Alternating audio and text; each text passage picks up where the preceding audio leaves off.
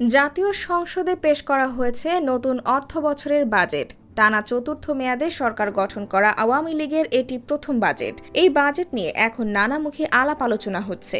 আওয়ামী লীগের পক্ষ থেকে এই বাজেটকে বাস্তবধর্মী নির্বাচনী ইশতেহারের অঙ্গীকার পূরণের বাজেট হিসেবে অভিহিত করা হয়েছে।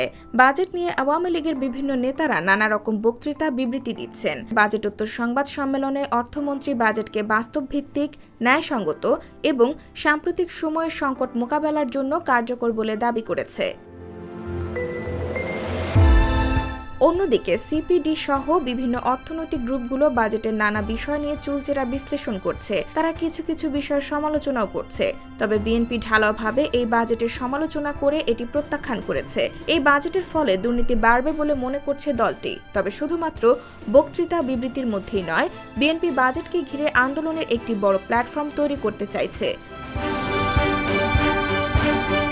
বিএনপির একজন স্থায়ী কমিটির সদস্য বলেছেন, এখন পর্যন্ত বাজেট নিয়ে নানা মহলের প্রাথমিক যে প্রতিক্রিয়া, তাতে আওয়ামী লীগ ছাড়া কোনো রাজনৈতিক দলই এবারের বাজেটকে সমর্থন দেয়নি।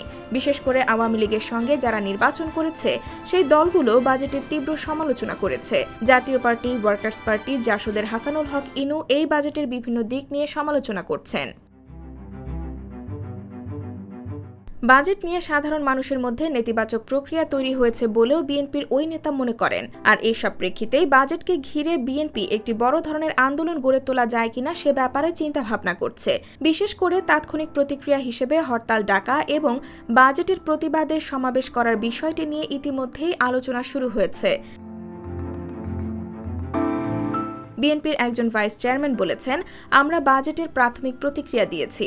আনুষ্ঠানিকভাবে একটি প্রতিক্রিয়া দেওয়া হবে। প্রতিক্রিয়ার পর আমরা এই অগ্রহণযোগ্য বাজেটের বিরুদ্ধে আন্দোলন করব। তবে আন্দোলনে কী ধরনের কর্মসূচি নেওয়া হবে সে সম্পর্কে এখন পর্যন্ত চূড়ান্ত সিদ্ধান্ত হয়নি বলে বিএনপি নেতারা জানিয়েছেন। তবে বিএনপির অন্য একজন নেতা বলেছেন, শুধু বাজেট নয়, দ্রব্যমূল্যের ঊর্ধ্বগতি, অর্থ পাচার, লুটপাট, দুর্নীতি ইত্যাদি সব বিষয় নিয়ে একসাথে বাজেটোত্তর সময়ে একটি আন্দোলনের পটভূমি রচিত হয়েছে। এখন বিএনপি এই ইস্যুগুলোতে আন্দোলন করতে চায়। তবে বাজেট উত্থাপনের পরপরই দেশ ঈদের লম্বা ছুটিতে যাচ্ছে। আগামী 14 জুন থেকে 22 জুন পর্যন্ত দেশ মোটামুটি ছুটিতেই থাকবে। আগামী 29 বা 30 তারিখে বাজেট এবং অর্থ বিল পাশ হতে পারে। এরপরই বিএনপি হরতালের মতো কর্মসূচির কথা ভাবছে। বাজেট নিয়ে একটি অভিন্ন প্ল্যাটফর্ম গঠন করা যায় কিনা তা নিয়েও বিএনপি কথা বলবে বলে জানা গেছে।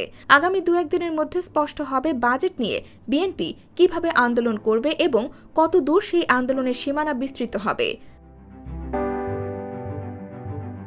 IBTV USA, new York.